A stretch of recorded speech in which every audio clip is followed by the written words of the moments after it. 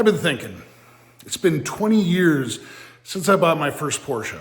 And since then, I've owned well over 30 of them. And there's no way 20 years ago I could afford to buy a Porsche. So how did I do it? I had $1,000 cash and I went and bought a Project MGB Roadster. Brought it home, cleaned it up, got it running, and I sold it for a profit. I did it 2 more times. Then I bought a Porsche 944. And shortly after that, I got my first Porsche 911. So now, in 2026, with the current automotive market that we have, is this something that could be done again? I want to know. So I'm going to start a new series. It's going to have 2 rules. One is $1,000 or less. 2, it's got to be a sports car of some sort. And I want you to come along on this journey because we're going to have a lot of fun. So please subscribe to the channel. Quick update. We found our first car. I'm on my way to pick it up right now, meet the trucker. It's got to be hauled. But so what is it? I'm going to show you.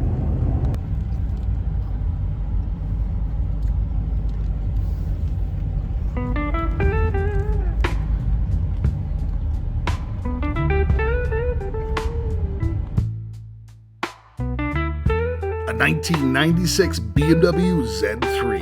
It's basically a German engineered Miata built in Spartanburg, South Carolina. It's a 2-door rear-wheel drive drop-top roadster with a 5-speed manual transmission and a 1.9-liter inline-4, hiding 148 furious ponies that'll push this baby from 0 to 60 by next week.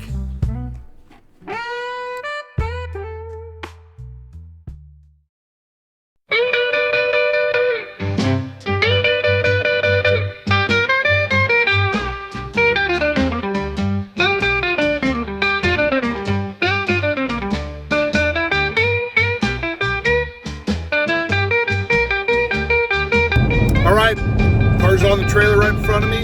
We're headed home. Let's get this thing going.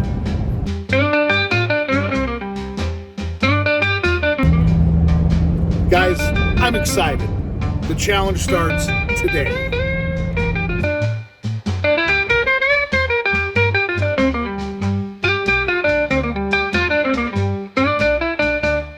Come on now. How do professionals do this? This is not a professional looking setup. Huh? This is not my best setup. That looks pretty good. This is my redneck setup. I like it. But it works good. All right.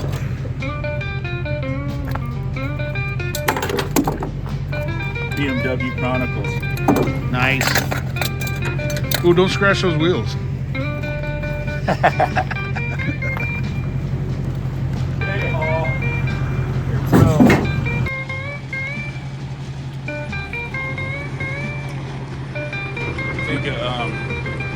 Z3 it might put it to the Porsche. Be a good little race. No. Let me drive that. I'll get you. Yeah. Okay. Well, give me the hit. Okay. That is perfection. Man, You can parallel with the house. it's like you know what you're doing.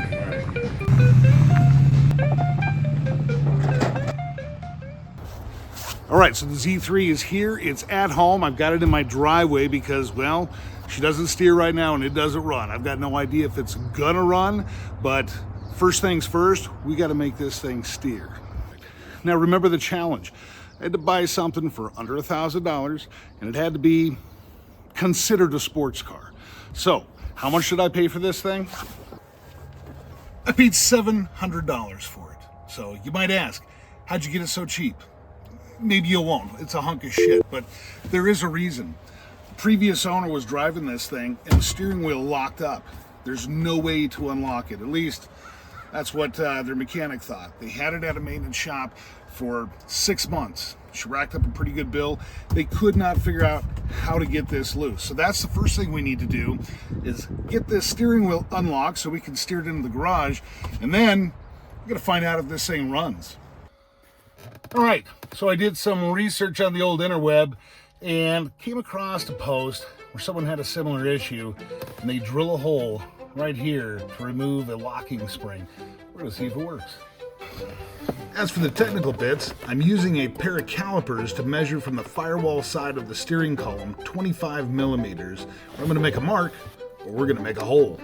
And with a 3/8 of an inch drill bit rated to cut through metal, it's time to make a mess.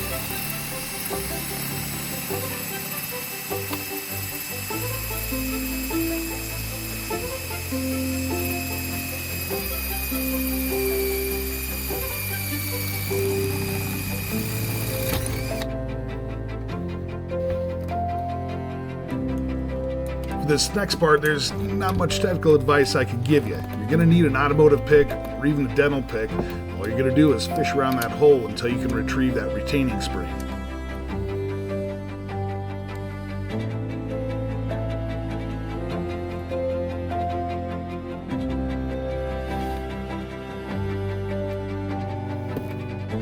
There it is.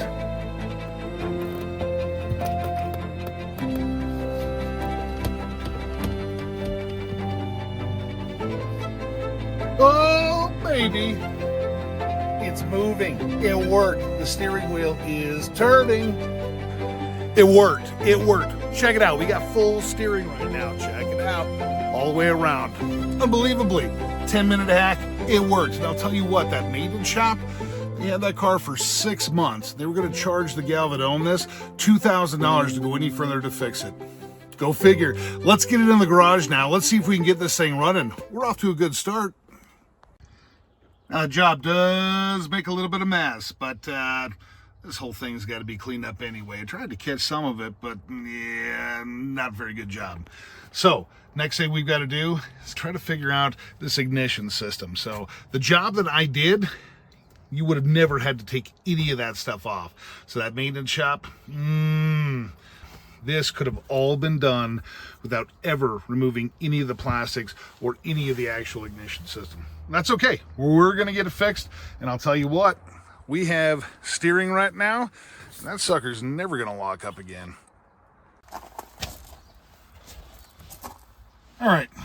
Well, I figure we're on a roll right now. Let's see if we can get this back into place. And I really don't know how to do it, but we'll just monkey around with it, see what happens.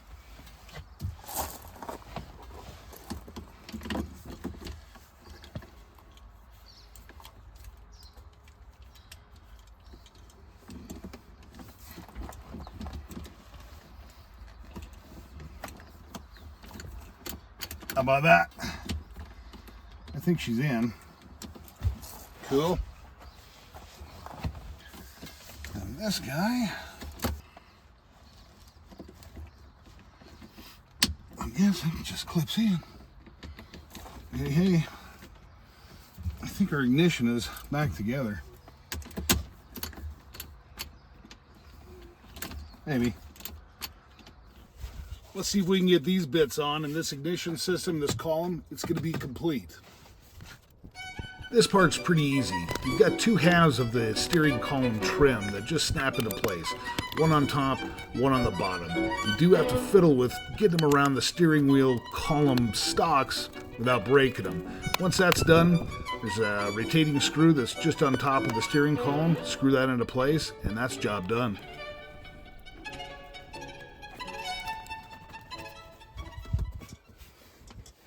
Okay, I don't think I can wait to just push this in the garage and see if we can get it running. I think we're there. So let's go ahead and give it a shot and see what happens. Okay. Ow! I just hit my head. I'm too big for this car. All right, moment of truth.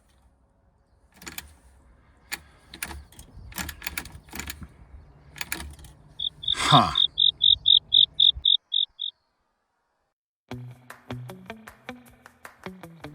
All right, let's slow down for just a moment. We need to check and make sure this thing's got oil, and also let's get some fresh gas in it.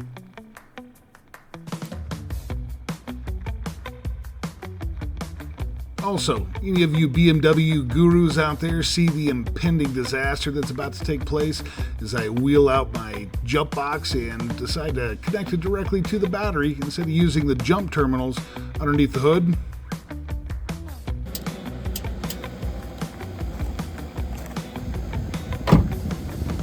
Yeah, this probably wasn't the best idea I had all day.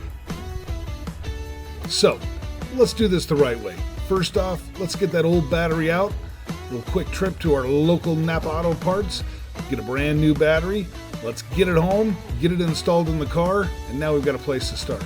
I'm guessing you remember me hooking a jump starter directly up to the battery. Now, that can, in some cases, cause damage to sensitive electronics, such as the computer, the DME relay, even the fuel pump relay. Now, in this case, I might just be safe. The old connector to the battery was trash. It was rusted. It was in horrible shape. So, I installed a brand new connector, peeled back the old cable, cut it off, and I'm hoping we're in good shape. Next, pop the hood, open up the fuse box panel. I checked each and every one of the fuses and replaced any of them that had blown. And for the most part, most of them were okay.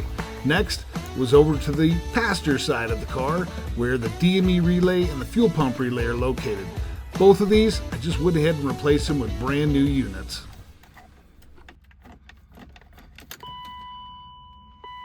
The good news, we finally have life. The bad news, well, she's not starting. I'm guessing some of you BMW gurus out there probably noticed when I turned the key, you didn't hear the fuel pump running. So, it's time to get a little more intimate with our Z3. Time to change the fuel pump. If that fuel gauge is correct, well, we're going to have to tackle that too.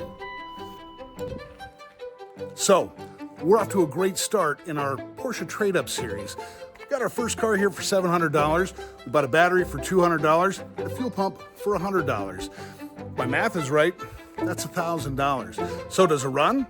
Well, you're gonna have to find out next episode. For now, I wanna thank you so much for coming on this journey with me and watching this video. If you would, please like, comment, share, and above all, if you haven't, please subscribe to the channel. Cheers.